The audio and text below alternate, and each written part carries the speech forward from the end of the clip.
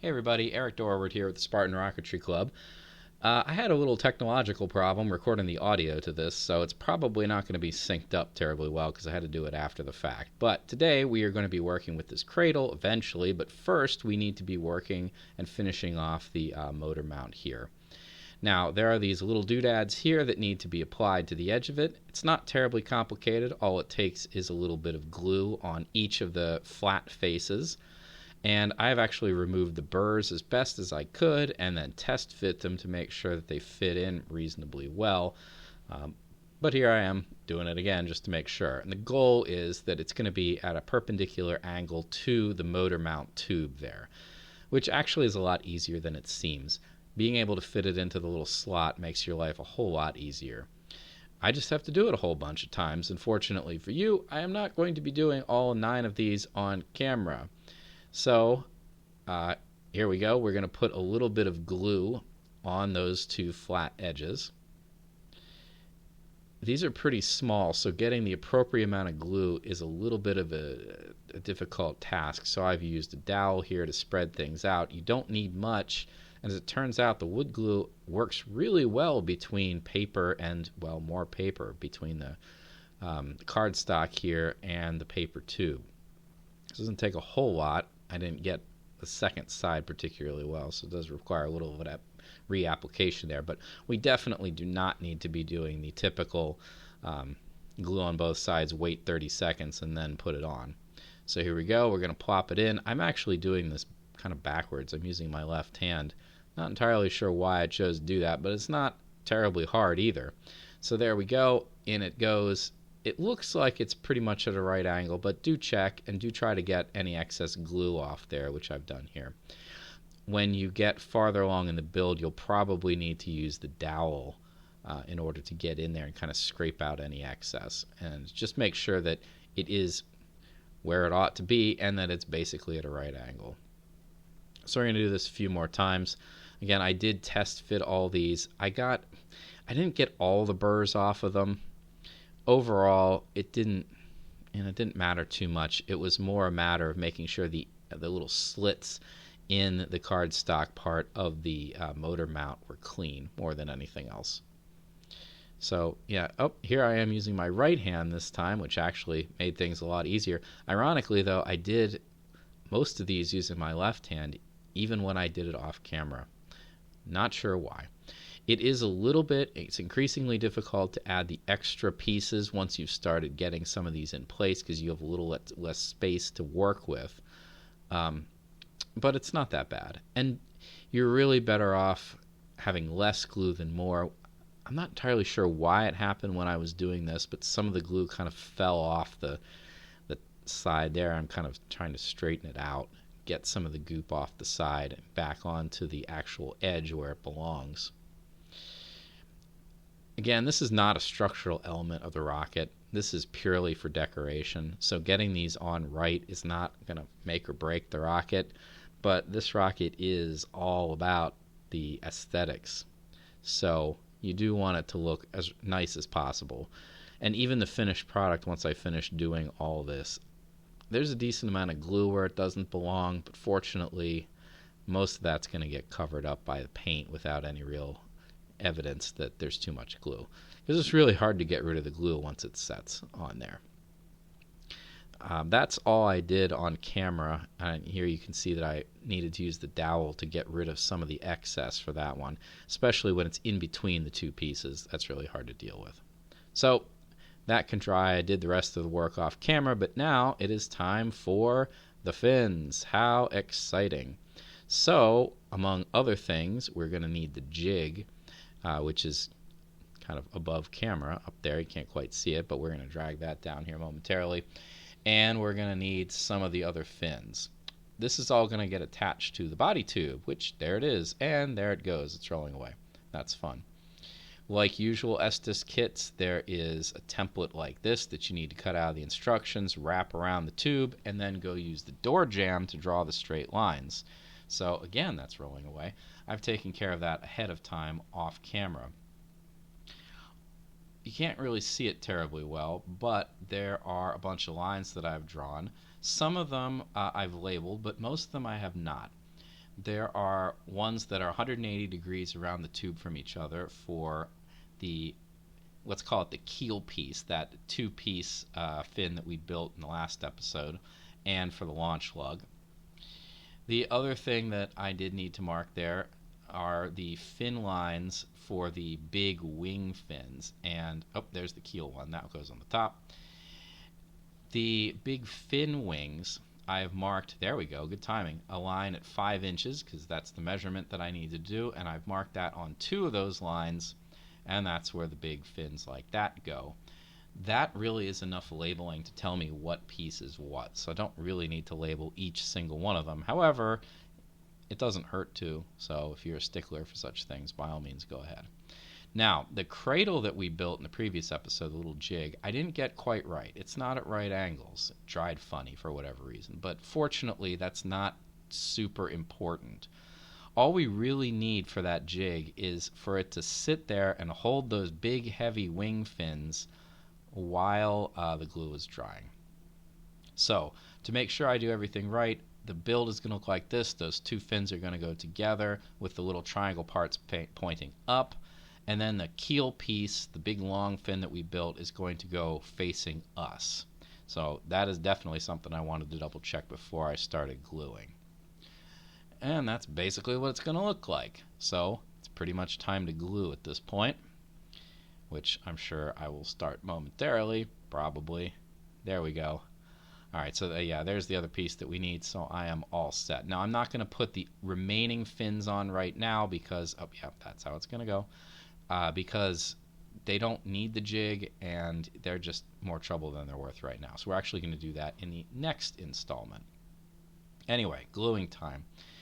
These are big, heavy fins, so we're going to have to glue them using the appropriate techniques. So glue on once, spread it out with the dowel. Which you can't really see super well here, but whatever. There we go, spreading it out with the dowel. That's fantastic. Let it sit for about 30 seconds, and then we'll apply the second layer. Again, I do have a mark that I've made on the tube at 5 inches on each of the 2 fin wing lines, and that's exactly where it's going to go. I need to kind of be careful when I'm applying the fin here. I need to have the tube lined up. Now, it would be great if I could have the tube, the line that I drew on the tube, right at the cradle, but that's not how it works. Remember that the fin itself has some depth.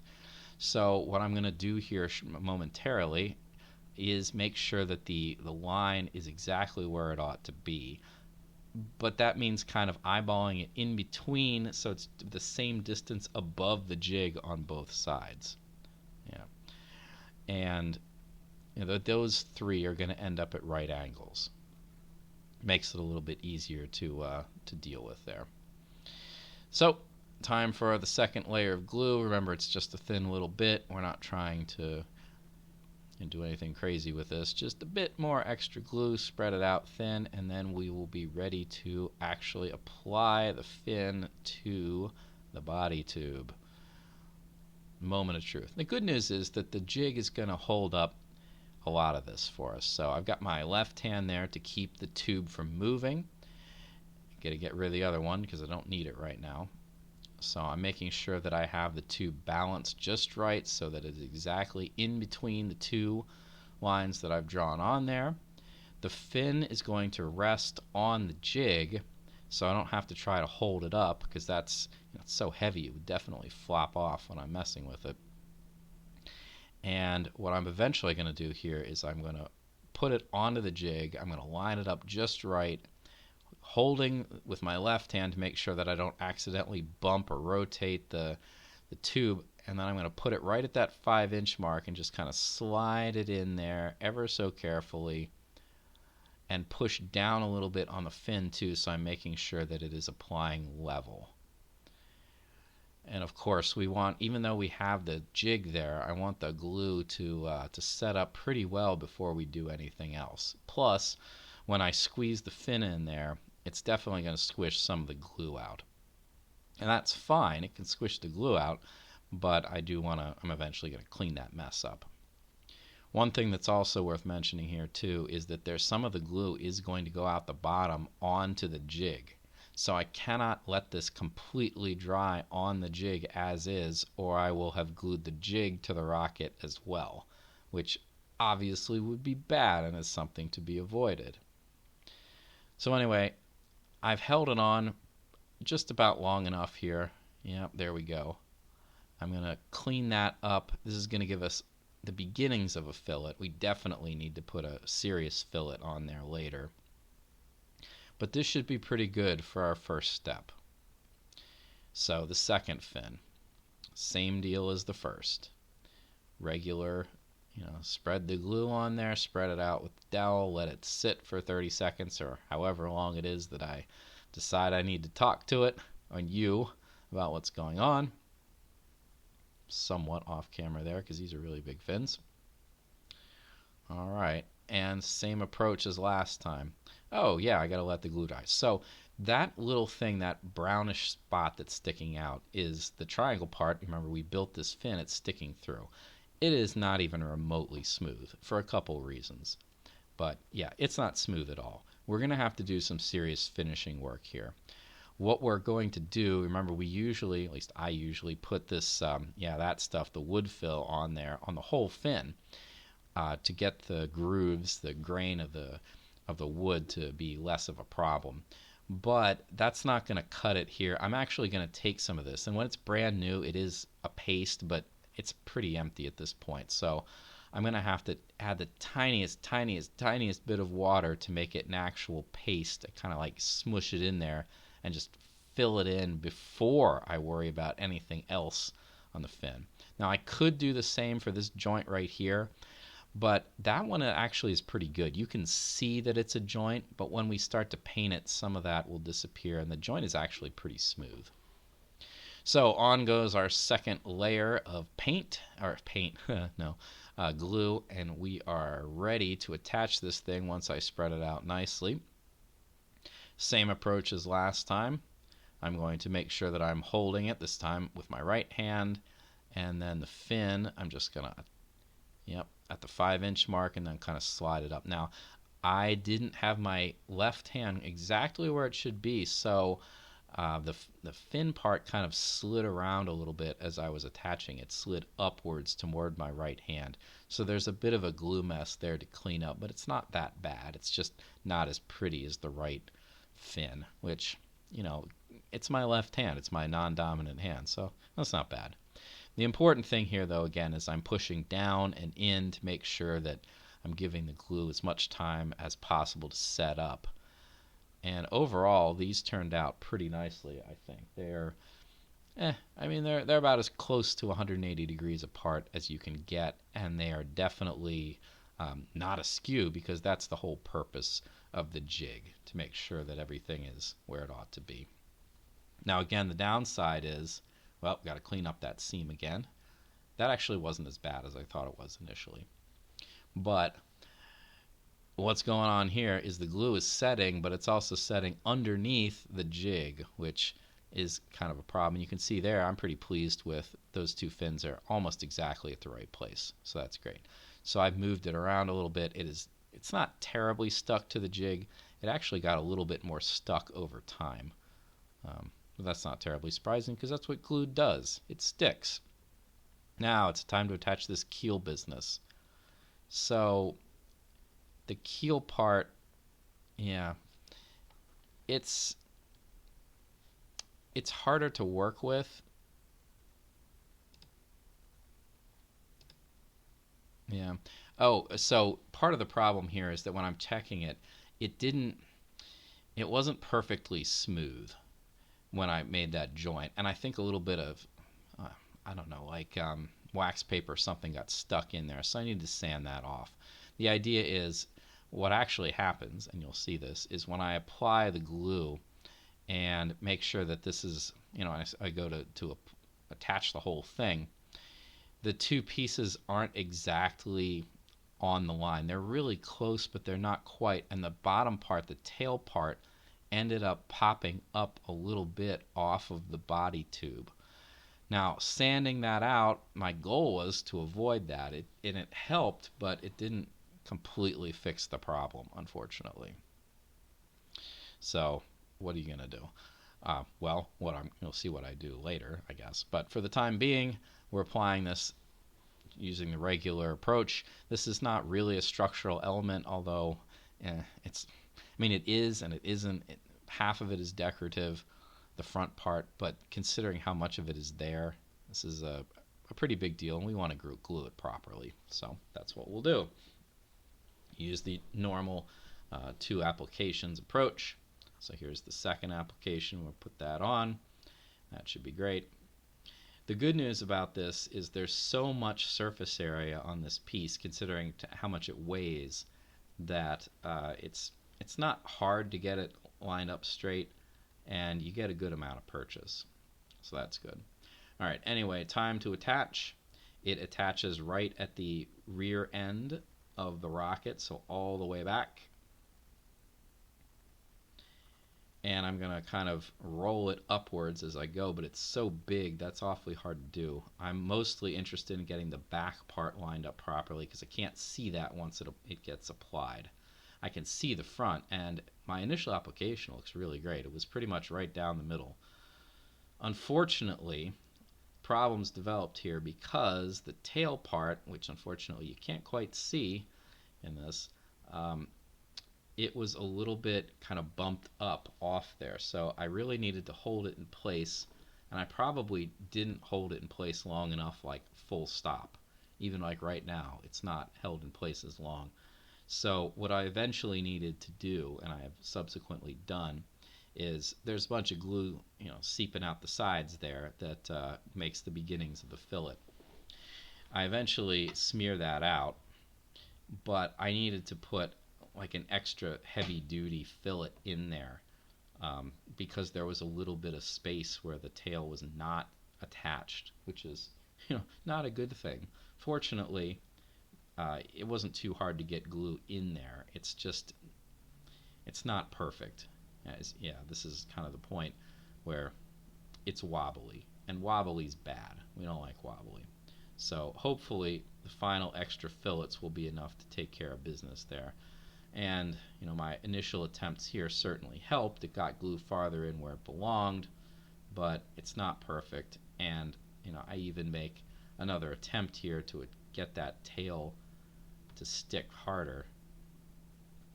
I'm going to hold it in place a little bit longer here and make sure that it's not pushing the front end, because one thing that happens when you mess with the tail end of a fin that's this long is it doesn't take much leverage to change where the front end of it's going either.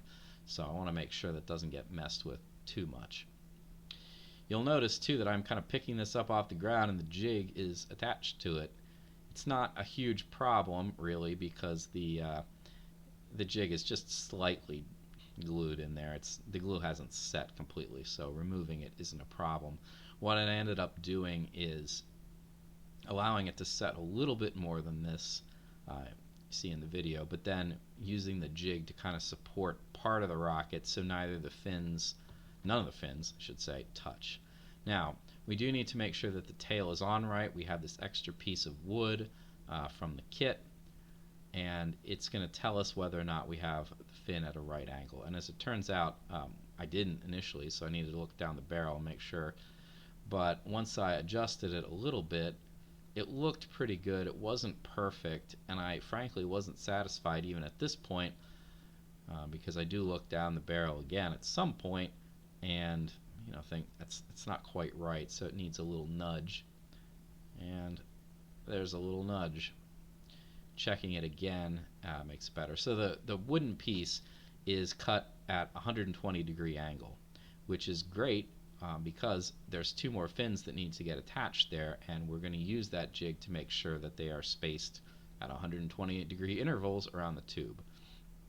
That's not going to get done in this video. Yep, bottom side, I do need to clean up that seam. You can see it's starting to bead up pretty hard.